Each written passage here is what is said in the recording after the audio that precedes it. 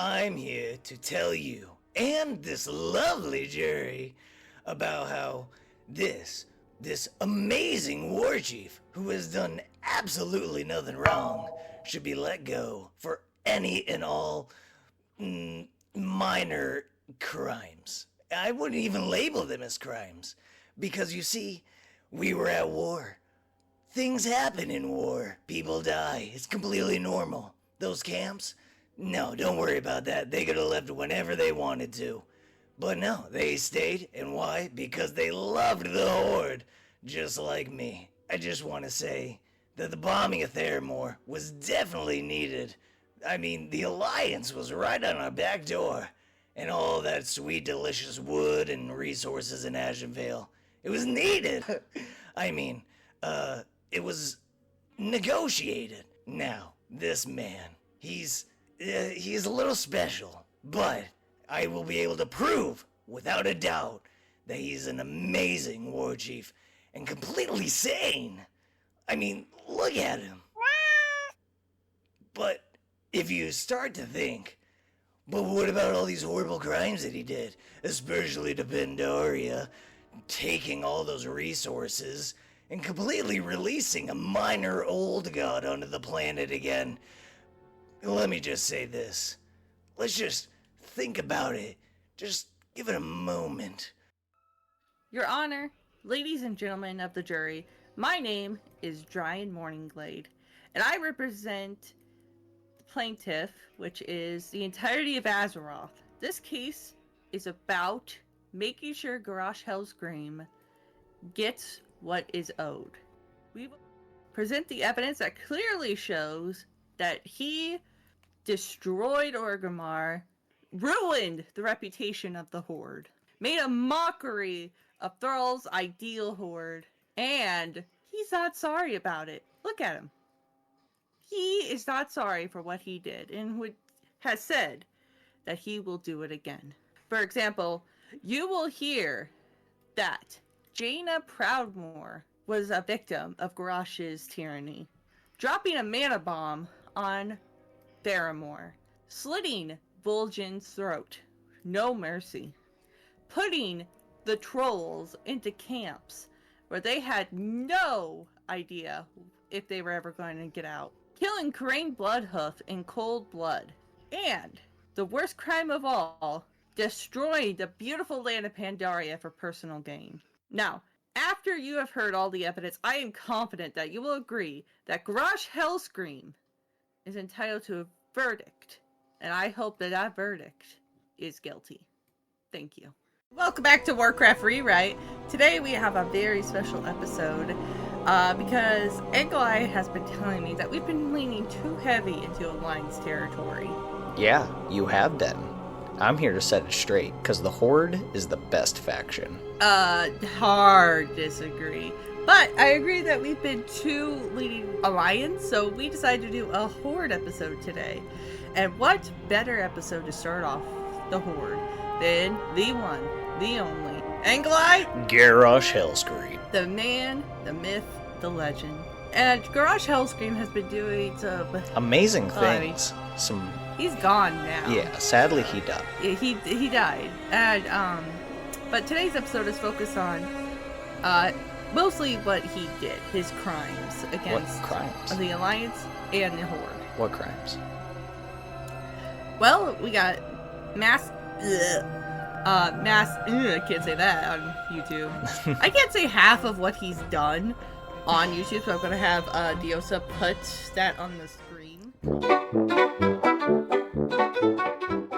With a lot of censors.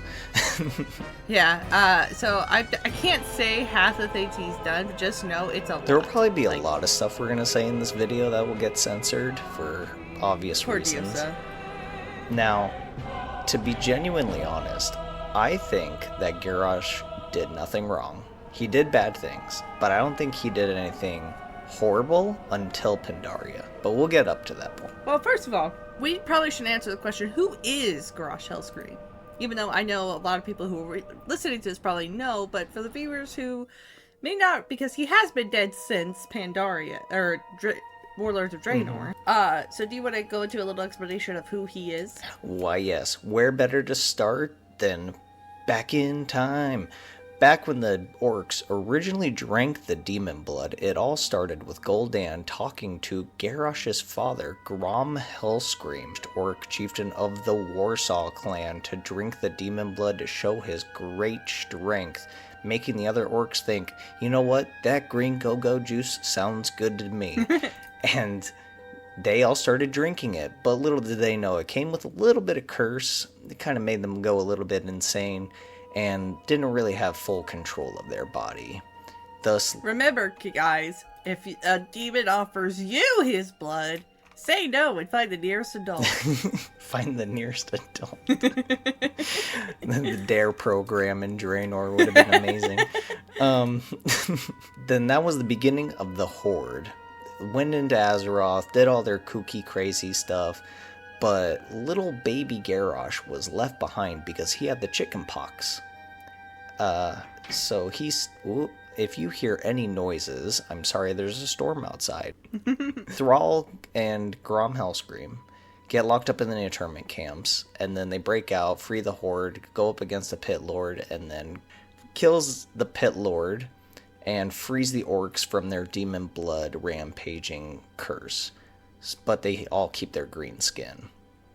And then we don't... Except for Garrosh, because he was left on Draenor, so he wasn't able to drink the blood. So Garrosh is actually a Makar orc. Magar. And I apologize, Magar. Again, I apologize. I don't hear the word often.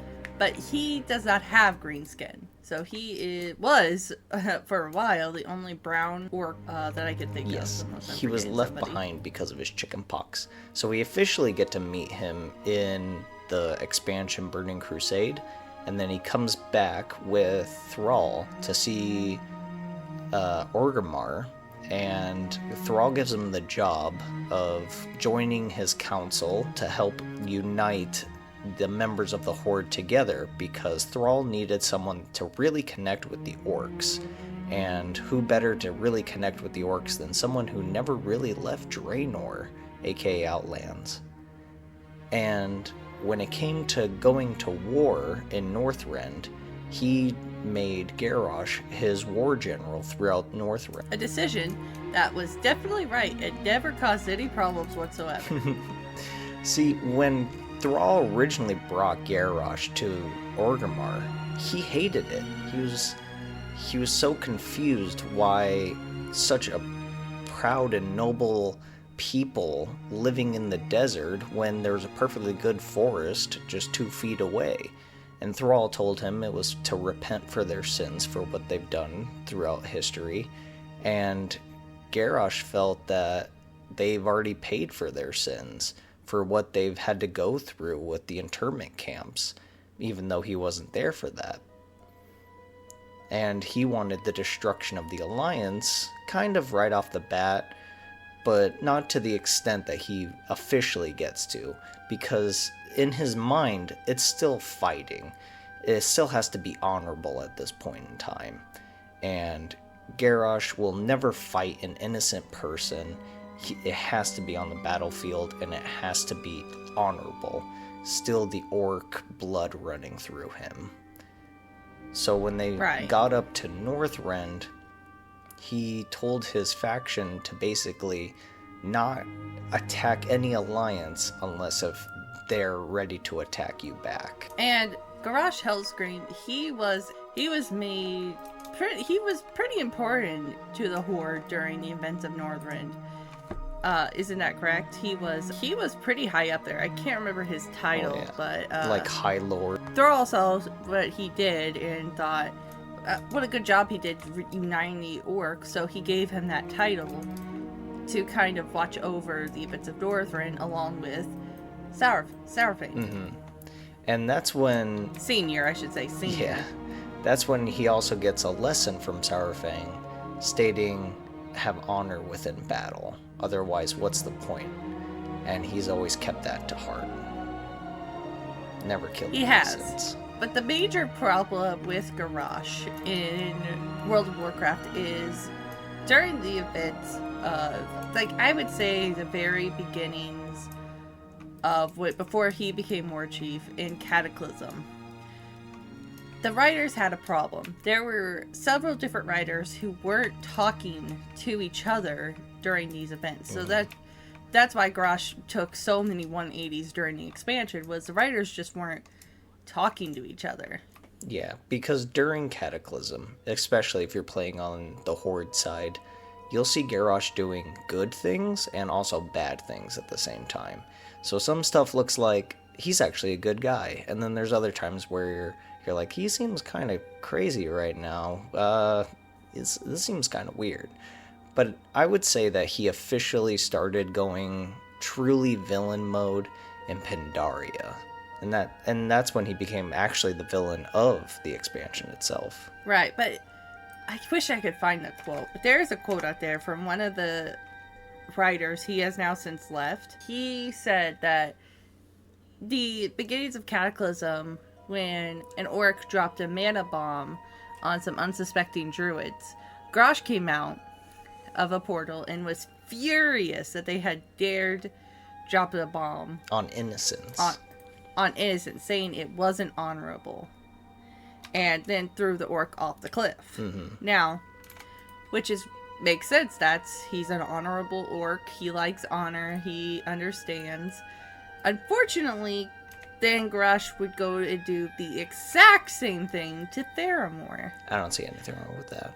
where he killed innocents, including children. Actually.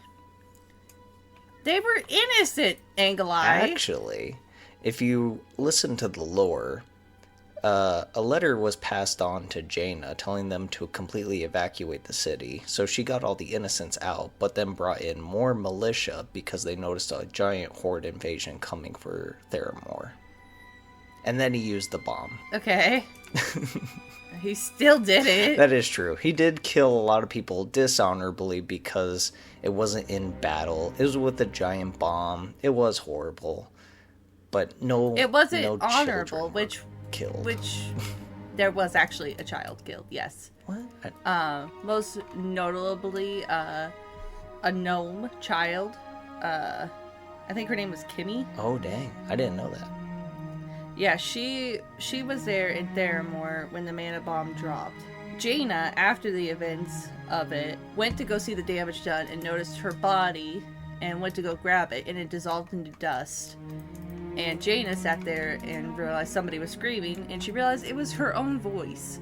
She was screaming in terror, horror, and it was bad. And Ronan was tragically killed as well. Now, he wasn't a child, but he did have children. So, they lost a lot of good people. And Jaina was heartbroken, and that was kind of the beginnings of her descent into madness. But it also didn't make much sense because Garrosh did the exact same thing that orc did, and they were just like, what? What? You dropped that? They lost a lot of good people in that city. Garrosh, thrilled that his plan worked, it caused Jaina to go insane, and she was going to destroy Orgrimmar with a bunch of water elementals that she had enslaved, which caught the attention of Daddy Thrall. Thrall said no. He did, but also another notable character came through and said, "This isn't right. This isn't how we do things." Do you remember who that character was, Angelai? Was it Khadgar? No. It was Varian. Oh. Varian came through, grabbed her arm, and said, "This isn't how we do things. Garrosh needs to be held accountable, yes, but we don't. There are innocent people in Orgrimmar. Lots of people who had nothing to do with the events that Garrosh did." Mm-hmm. And then he said, "You'd be no better than Garrosh if you did this." And that caused Jaina to kind of snap out and be like, You're right. I'll kill This him isn't later. right." Yeah, I'll kill him later. Wait, no. That's not what I mean, Jaina. That's not what I mean. Which, Varian he became more in tune with his feelings because of Anduin, who was like, "Dad, you gotta kind of calm down." Dad, you gotta chill. You're Yeah, going chill. too far. Which is crazy, because I think that's one of the first moments where Varian officially kind of feels bad for the Horde. Of course, there's other times, but this one really sticks out. It does. Varian had no love for the Horde, but he didn't want to become just like Garrosh, because, fun fact, Garrosh and Varian hated each other. What? No. I know, shocking. Varian was also one of the only people who could best Garrosh in battle. Multiple times? Varian, multiple times. I think they fought Three times in canon. Yes. And each time it ended on a stalemate because Varian didn't want to kill Garrosh. But Garrosh was like, this is excellent. This is it's kind of like the scene from Kung Fu Panda. Our battle will be legendary. Our battle will be legendary. Poe. Garrosh did a lot. He went back and forth a lot between his own convictions, and that was mostly the fault of the writers. I would also like to say an honorable mention for a nice thing that he did, which was calling Sylvanas Windrunner a censor word that I'm not allowed to, because she used her Valkyr to raise innocent undead Alliance soldiers to be a part of the Forsaken. And he said, what's the difference between you and the Lich King now? And she said, isn't it obvious? I serve the Horde. And he said, watch your clever mouth, you... Yeah, which Blizzard has taken out, which is so sad because... It's such a solid line. Well, that, and nobody puts Sylvanas in her place a lot. It's all... because people are mostly scared of her, so... Yeah. But Garrosh, he served the Horde. It was very clear that he loves the Horde, but... not all of the Horde. He is only interested in what he calls the true Horde, which are orcs. All orcs. And anything that orcs. can really help him kill more people. So he kept the goblins around. Well, they also did things for him. He's like, you guys are useful. We'll eat you later. They're like, wait, what? You look delicious. So, yeah, they were very... useful to Garrosh. Basically, whoever's useful to him, he was like, you're excellent, perfect. Yeah. Come join me in glorious battle. Then, in Pandaria, he gains more strength and power and does more, I would say more of his heinous crimes really come through. And we're not really going to get into the nitty gritty of like everything that he does, but eventually we catch up to him and kill him. But that's not what this episode's about. It's about what if he actually did some good stuff? What if instead of going down the insanity path, we find a way for him to be an actually good war chief? How would that look? Right? It'd be a little difficult because Garrosh, the things he did at the beginning, you could tell that he was like, for instance, Crane Bloodhoof, Bane Bloodhoof's father. Mm-hmm.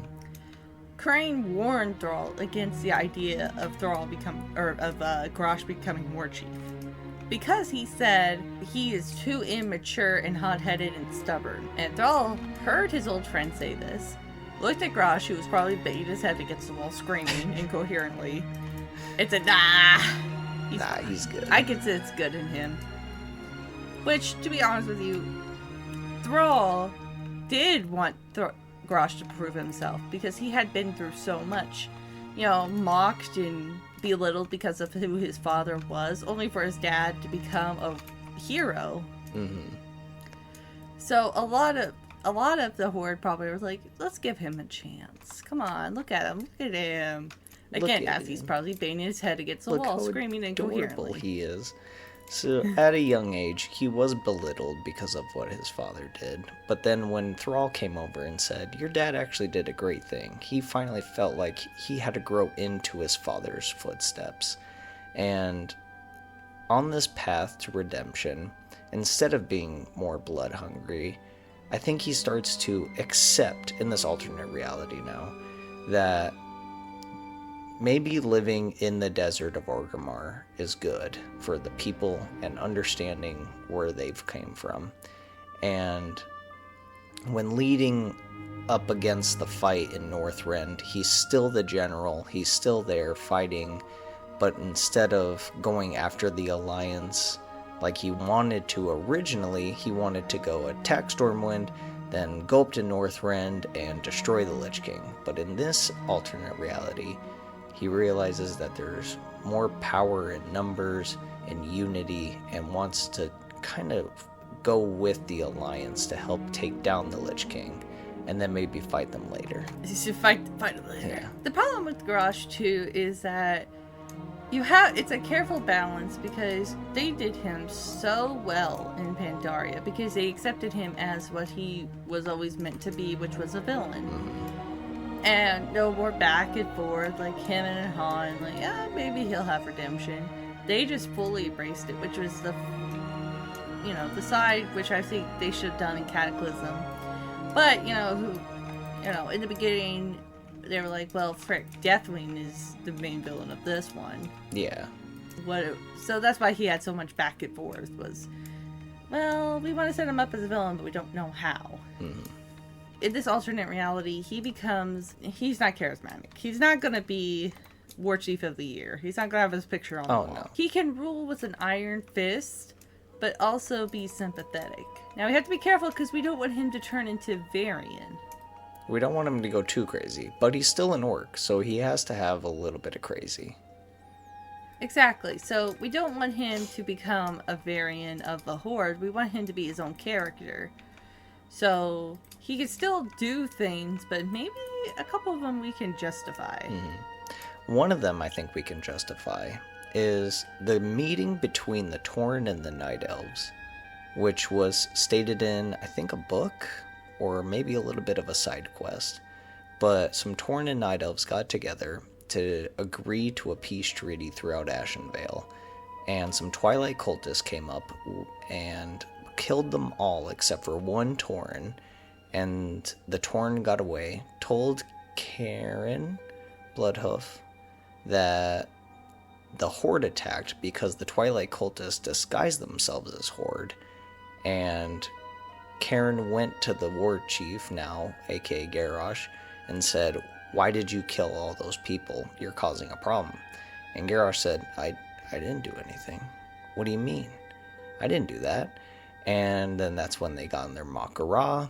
It was a cheated Makara, and Garrosh hated it, and it kind of made him went crazy. But in this alternate reality, let's say that peace treaty went through, but instead the Twilight Hammer or Twilight cultists went to Garrosh instead with a note. What would that note say? Because you had an idea about it before. I did. Probably how Theramore was preparing an attack on Orgrimmar, and they were getting a lot of armies, a lot of people coming in, and they were ready to attack. And Garrosh, seeing this, would get angry that they would dare do this after the Horde had left them alone for so long. So he, in defense of himself and Orgrimmar, would drop the mana bomb. So Jaina still has to go crazy. So the mana bomb still does happen, but not in the way that Garrosh is doing it out of pure anger and spite towards the Alliance. It's more like, I'm here to protect my people. You've been watching over us for so long. But, just like many of the events of World of Warcraft, the Twilight cultists forged the note and then pretend like, oh no, Theramore is going to kill Orgrimmar. And then, of course, Garrosh protect Orgrimmar in a way he sees fit. That, to me, that would explain why he would do the 180 of being not okay with the mana bomb, because he would see this as an act of war. This is not justifiable in his eyes. And then we could still have that peace treaty go through, so the orcs could cut down some trees in Ashenvale. That one general would probably still do some bad stuff, so he could show up and say, you did a horrible thing, kill the general, he's still a nice guy. If we can have him go over to the Eastern Kingdoms and stop Sylvanas from doing her necromancy, and that's also a very good thing that he would do. In the Twilight Highlands, he kind of did do a good thing because he's stopping Twilight cultists, and he freed the dragon Maw clan from the Twilight Cultists, and they kind of joined up with the Horde. So I would see that also as a good thing. But the real meat and potatoes is not in Cataclysm. It's all in Pandaria. Why is a good war chief going to Pandaria? Well, Garrosh is still a hot-headed, I hate to say idiot, but I feel like he leads war with his muscles and his brain. Mm-hmm. So he would hear. So the reason the Alliance mostly went to Pandaria was because to find the White Pawn, which was Anduin, who had gotten lost, and Varian wanted to go find him.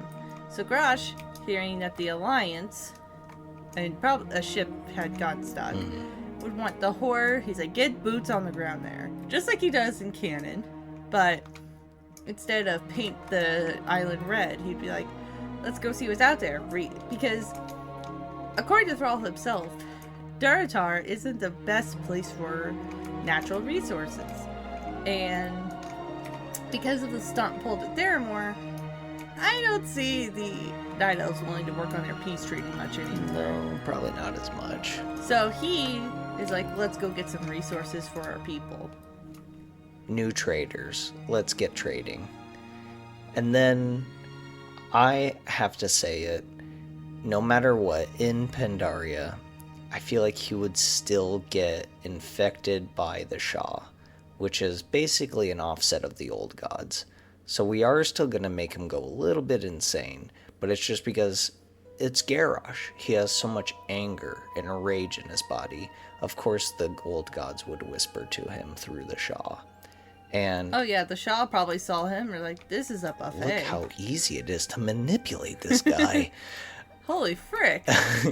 So from now on, it's now, oh no, Garrosh is doing a bad thing. It's now, we need to help Garrosh. He's being corrupted. So he messes with the bell. He maybe does some other crazy stuff, but then realizes the Mantid are bad people. The Mantid want Yasharaj to rise again, and they know where the heart is. And to stop the Mantid from getting to the heart and releasing the old god, Garrosh thinks ahead and says, I should go get it, dig it up, and put it in a good place. But once he digs it up and gets it, he goes insane and then takes it back to Orgrimmar. So the Siege of Orgrimmar still happens, but it's just a little bit different, where it's him being already corrupted and not him being himself.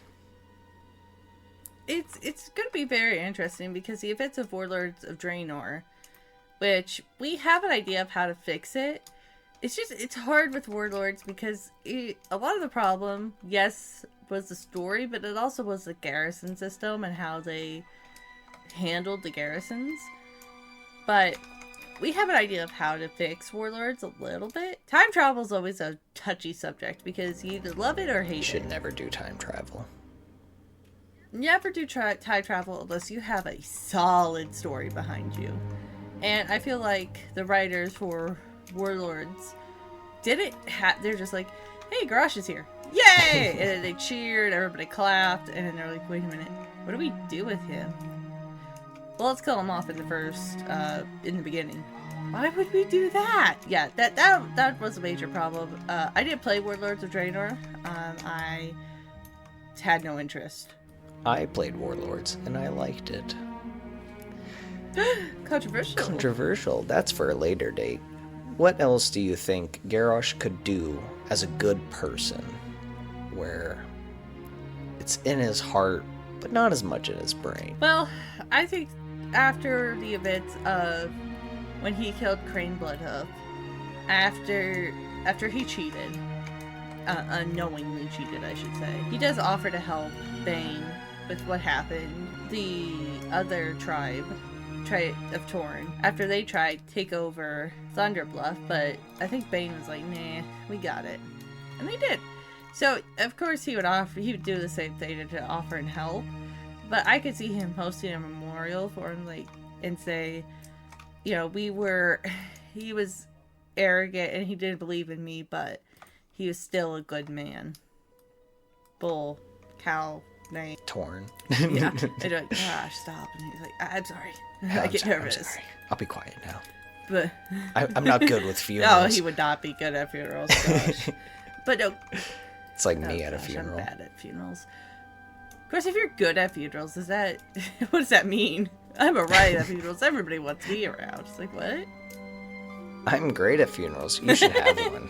Invite me. Let me show you how good I am. Anyway, but yeah, so Garrosh, it's hard to justify any of what he did because at the end of the day, he was a stubborn-headed bull of a man, much like Varian. But in our rewrite, I feel like he would have a good heart. You know, he's just an idiot. A little bit.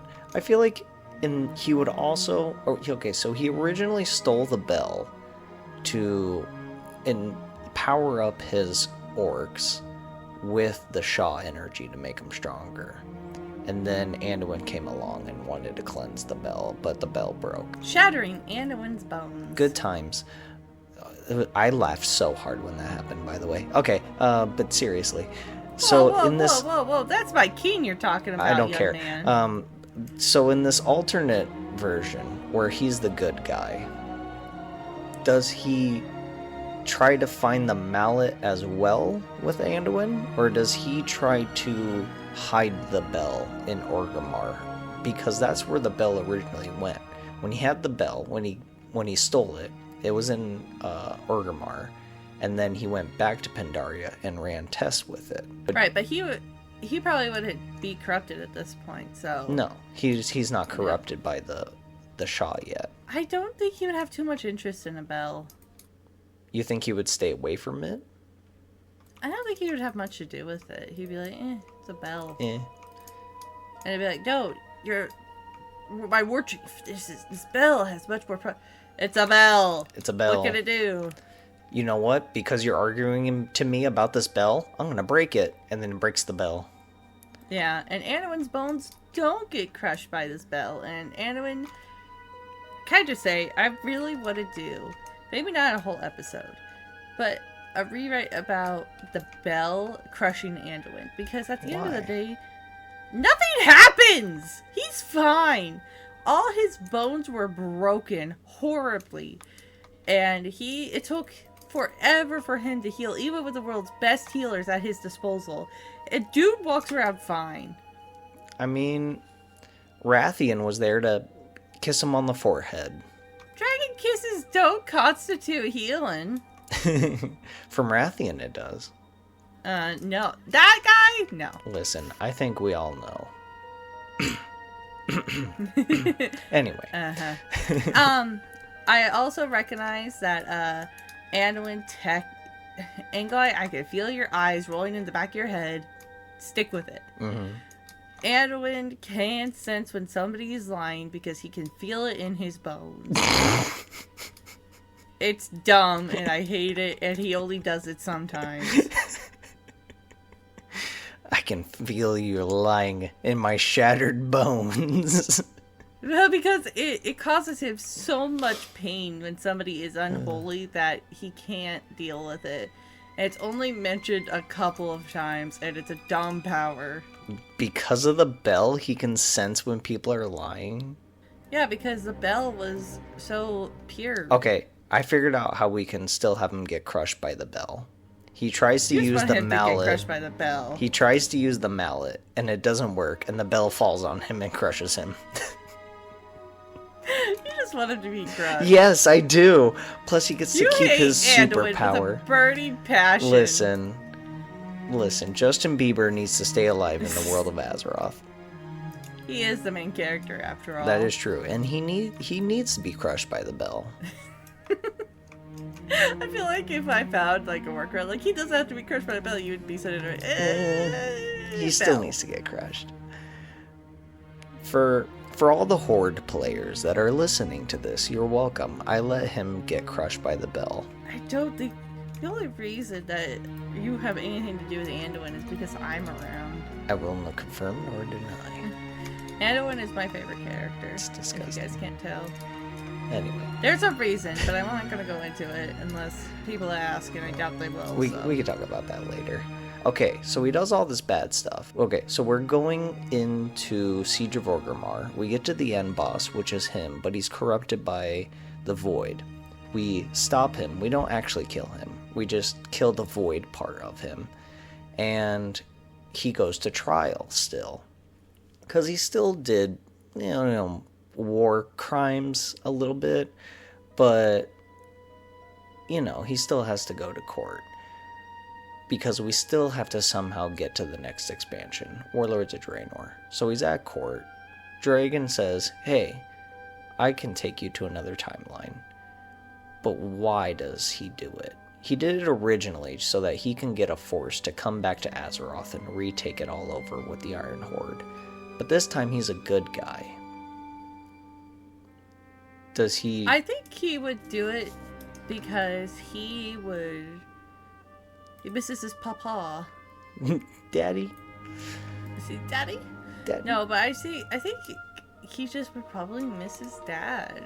Of course, because he didn't get to know him that well. Because Grom left, drank demon blood, and then he didn't really get to see his dad much. All he got to hear was how terrible and what a loser his dad was. He just wants to go back in time and play a round of baseball with his dad.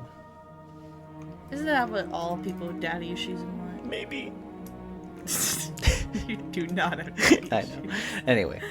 But seriously, I feel like it would be a way for him to want to go back. I mean, if you had the chance to go back to your dad who was gone and talk to him, wouldn't you want to? Plus, he's still kind of corrupted by the Shah. What if? Am I right? I mean, maybe. Well, we can keep him actually pure, because what if the dragon says, I can take you back to a safe place, and you don't have to worry about this anymore. And he says, okay.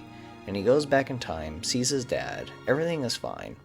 And then he gets captured by one of the chieftains and is tortured into giving up secrets of the future. gosh, torturing Garrosh would be very hard, because... Okay, you got me there.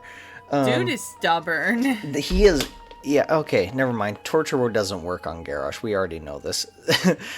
No, you have to promise something for Garrosh to even consider ratting out. I just don't see Garrosh ratting anybody out. Okay, but he does still honor the orcs. So what if they're like...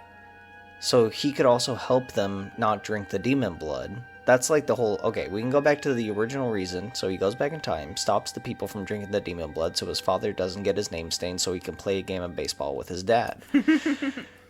And then he's like, hey, I also know these cool, neat tricks that we can do. And someone figures out how to make the portal, which would probably be the Twilight Cultist clan on Draenor. And they make a way to the altar to our Azeroth. So that still kind of happens. But instead, when we go through the portal... he's still mad. He's still mad about what happened. Maybe a little bit, but I bet he's great to be away from them. You guys locked me up and threw away the key. Didn't give me a chance to explain myself. Y'all suck. And runs away like an angsty teenager. Yeah, but then the portal happens, and then we come through because we notice a new horde coming through. And Garrosh is on the other side with his dad. And he's like, guys, let me redeem myself with my father. And then, instead of killing him right off the bat, we get to the very last end fight with Gul'dan. And Garrosh jumps in, saves the day, but gets killed doing so. Like a sacrifice hit. So he still dies. But he dies a hero instead of a villain. Yeah. And then shoot ahead a couple expansions when we actually get to meet him again, which is in Shadowlands, where he's getting tortured because he's in the Maw because of his crimes, which I feel like no matter what, he would still go straight to the Maw. Well, yeah, I mean, listen, he wasn't a perfect person. And he would still be trying to get tortured, but I feel like what happens in Shadowlands would not change whatsoever for Garrosh. He'd be like, I'd do it all again. No, yeah.